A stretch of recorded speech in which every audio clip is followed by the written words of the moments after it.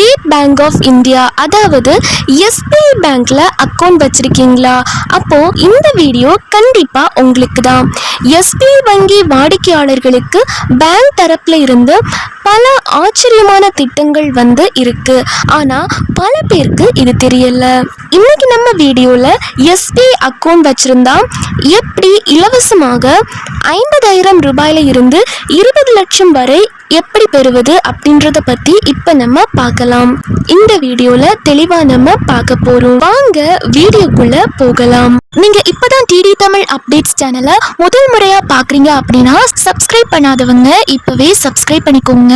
And கூடவே பக்கத்துல வர பெல் ஐகானையும் கிளிக் பண்ணி ஆல் அப்படிங்கிற ஆப்ஷனை செலக்ட் பண்ணி வச்சுக்கோங்க.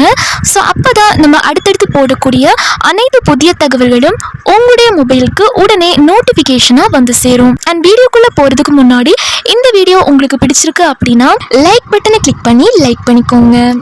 முதல் பெரிய பெனிஃபிட் என்ன அப்படின்னு பாத்தீங்க அப்படின்னா நம்ம எல்லாரும் எஸ்பிஐ ஏடிஎம் கார்டு யூஸ் பண்ணுவோம். அதாவது பேங்க் அக்கௌண்ட் வச்சிருக்க எல்லார்கிட்டயுமே இப்போ ஏடிஎம் கார்டு அப்படின்றது கண்டிப்பா இருக்கும். அந்த ஏடிஎம் கார்டு யூஸ் பண்ணி பணம் எடுப்போம்.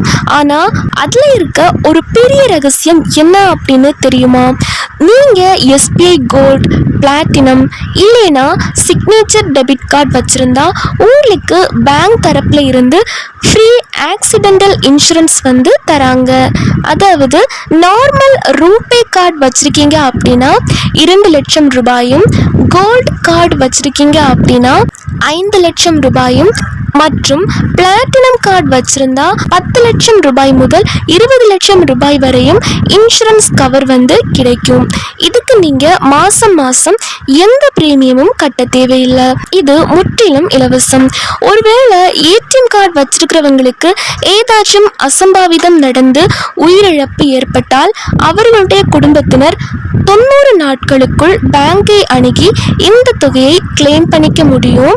ஆனா ஒரே ஒரு கண்டிஷன், அந்த விபத்து நடப்பதற்கு 90 நாட்களுக்கு முன்பு ஏதாச்சும் ஒரு டிரான்சாக்ஷன் அந்த கார்டு மூலமா பண்ணியிருக்கணும். இதை பத்தி உங்க பேங்க் மேனேஜர் கிட்ட கேட்டு தெரிஞ்சுக்கோங்க. இந்த ஃப்ரீ ஆக்சிடென்டல் இன்சூரன்ஸ் எல்லா பேங்க் அக்கௌண்ட்டுக்குமே பொருந்தும். For example SBI, Indian bank, HDFC bank அப்படின்னு சொல்லிட்டு எல்லா பேங்குக்குமே பொருந்தும். நீங்க ஆர்டினரியான ரூபே கிளாசிக் இல்லைன்னா நான் பிரீமியம் கார்டு வச்சிருந்தா உங்களுக்கு 1 லட்சம் முதல் 2 லட்சம் வரை கிடைக்கும். இதே நீங்க விசா, மாஸ்டர் கார்டு இல்லைன்னா ரூபேல பிளாட்டினம், கோல்ட், சிக்னேச்சர் அப்படின்னு பிரீமியம் கார்ட்ஸ் வச்சிருந்தா 5 லட்சம், 10 லட்சம், சிலருக்கு 20 லட்சம் வரை கூட கவரேஜ் இருக்கு. இது ஆக்சிடென்ட் மூலமா உயிரிழப்பு, டெத் ஏற்பட்டாலோ இல்லைன்னா நிரந்தர உடல் ஊனம், பெர்மனன்ட் டிசபிலிட்டி ஏற்பட்டாலோ மட்டும்தான் கிடைக்கும்.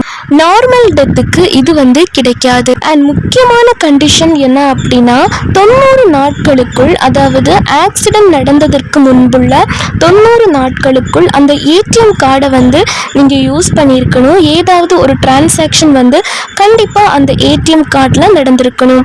அது ஏடிஎம் மிஷின்ல பணம் எடுத்ததா இருக்கலாம், இல்லைன்னா ஆன்லைன்ல ரீசார்ஜ் பண்ணதா இருக்கலாம், இல்லைன்னா கடையில போய் பிஓஎஸ் மிஷின்ல ஸ்வைப் பண்ணதா கூட இருக்கலாம்.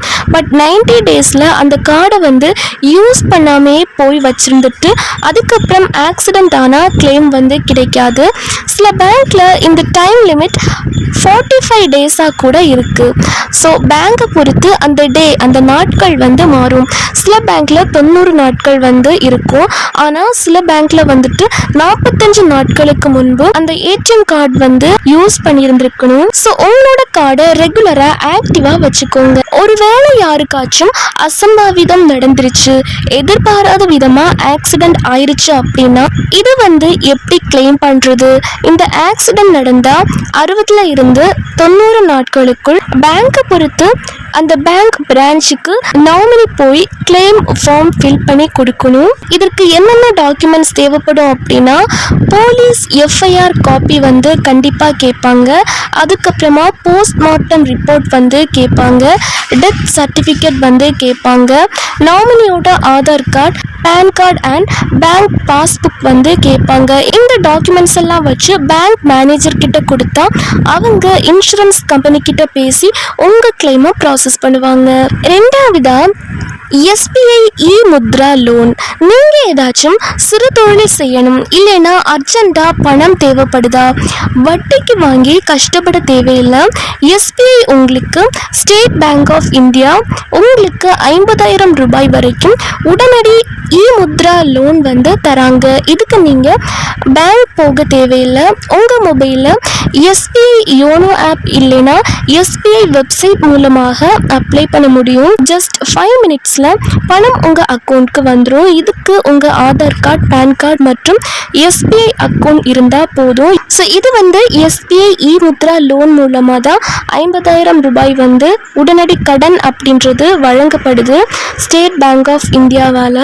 மேலும் இதை பற்றி இன்னும் டீட்டெயில்டாக தெரிஞ்சுக்க உங்கள் பக்கத்தில் இருக்கக்கூடிய உங்கள் ஏரியாவில் இருக்கக்கூடிய எஸ்பிஐ பேங்க் பிரான்ச்சை நீங்கள் காண்டாக்ட் பண்ணலாம். இது மாதிரி இன்னும் நிறைய பேங்க் ஸ்கீம்ஸ் பற்றி தெரிஞ்சுக்க மறக்காமல் இந்த வீடியோவை லைக் பண்ணுங்கள், உங்களோட ஃப்ரெண்ட்ஸ் அண்ட் ஃபேமிலிக்கும் ஷேர் பண்ணுங்கள். அண்ட் நம்ம டிடி தமிழ் அப்டேட்ஸ் சேனலை மறக்காமல் சப்ஸ்கிரைப் பண்ணிக்கோங்க.